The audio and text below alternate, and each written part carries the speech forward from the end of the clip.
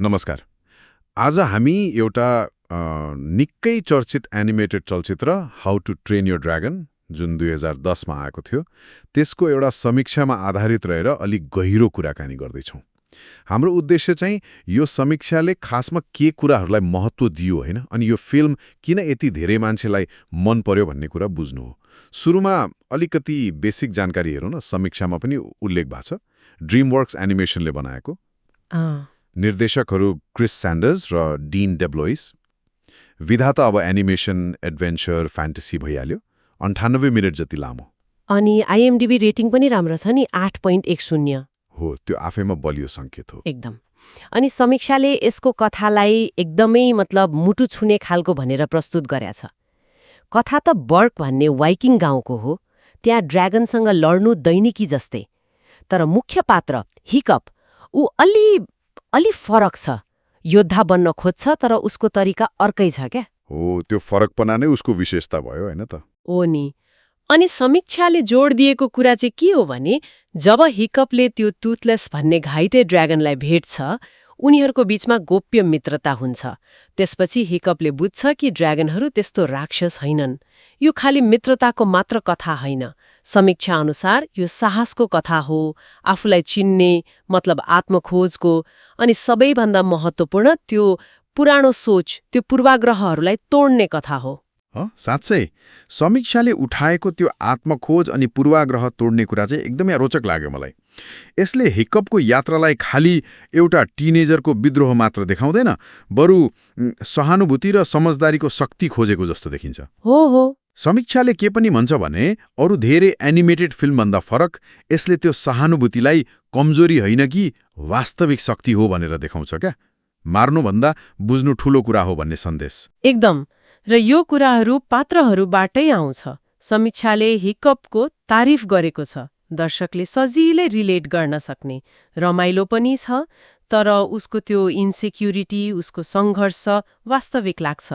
हो, त्यो रिलेट गर्न सक्नु नै ठूलो कुरा हो। अनि टुथलेस समीक्षाले उसको बारेमा के भन्छ भने ऊ बोल्दैन, तर उसको त्यो हाउभाउ, बिरालो जस्तो पारा अनि कुकुर जस्तो लोयल, त्यसले दर्शकलाई इमोसनली एकदमै कनेक्ट गराउँछ। नबोलिकनै यति धेरै भन्न सक्नु है। हो नि। समीक्षाले त्यो मौन प्रस्तुतिलाई नै एकदम शक्तिशाली मानेको छ। अनि स्टोइक हिकअपको बुवा जेरार्ड बटलरको आवाज, उनको चरित्रलाई पनि समीक्षाले राम्रो भनेको छ। सुरुमा कस्तो परम्परागत कठोर बुवा, तर पछि बिस्तारै आफ्नो छोरालाई बुझ्ने प्रयास गर्छन्। त्यसले कथामा गहिराई थपेको छ। पात्रहरूको यो भावनात्मक गहिराईलाई पर्दामा उतार्न त एनिमेसन र सङ्गीतको भूमिका त पक्कै ठूलो होला। समीक्षाले त्यो पाटोलाई कसरी हेरेको छ? एनिमेसनलाई त समीक्षाले उच्च स्तरीय नै भनेको छ। अनि कारण पनि दिएको छ। पात्रहरूको सानो सानो एक्सप्रेसन, ड्रागनहरूको डिजाइन अनि सबैभन्दा बढी त उडानको सिनहरू।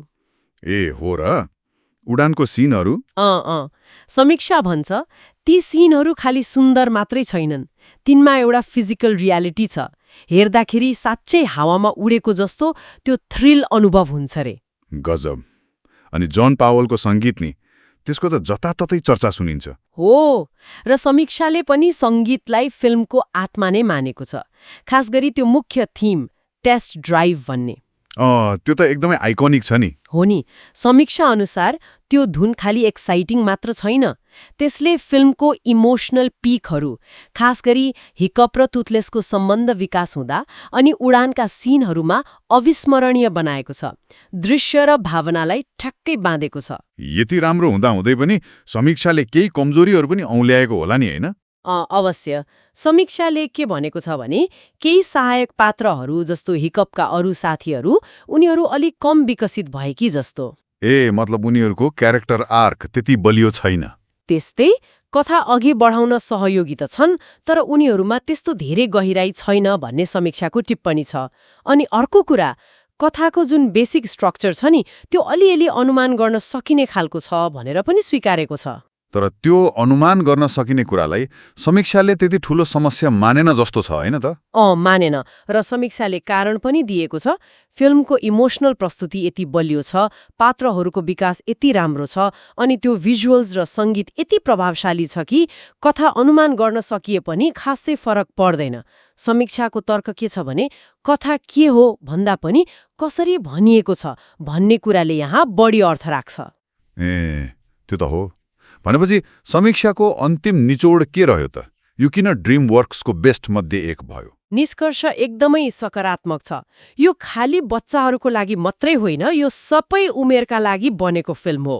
भावनात्मक रूपमा परिपक्व, विषयगत रूपमा गहिरो अनि प्राविधिक रूपमा त उत्कृष्ट छँदैछ। बलियो क्यारेक्टर, मन छुने कथा, सास रोक्ने दृश्य अनि त्यो गजबको सङ्गीत, यी सबै मिलेर यसलाई ड्रिमवर्क्सको मात्रै होइन, एनिमेसन विधाकै एउटा महत्त्वपूर्ण फिल्म बनाएको छ भन्ने समीक्षाको ठहर छ। त्यसैले त 910 जस्तो हाई रेटिङ दिएको हो। साँच्चै यो समीक्षाले त फिल्मको धेरै पक्षलाई राम्ररी केलाएको रहेछ। हो, अनि मलाई के लाग्छ भने समीक्षाले उठाएको त्यो सहानुभूति र फरक कुरालाई स्वीकार्ने भन्ने जुन विषय छ नि, त्यसले हामीलाई सोच्न बाध्य बनाउँछ होइन र? फिल्मले देखाए जस्तै जब हामी कुनै फरक अथवा नचिनेको कुरा वा मान्छेसँग ठोकिन्छौँ कि हाम्रो पहिलो प्रतिक्रिया सधैँ डर वा द्वन्द्व नै हुनुपर्छ त? कि समीक्षाले जोड दिए जस्तै त्यसलाई बुझ्ने प्रयास गर्नु, सहानुभूति देखाउनु, यसमा पो वास्तविक मानवता र प्रगति लुकेको छ कि? यो विचार गर्न लायक प्रश्न सँगसँगै आजको हाम्रो यो चर्चालाई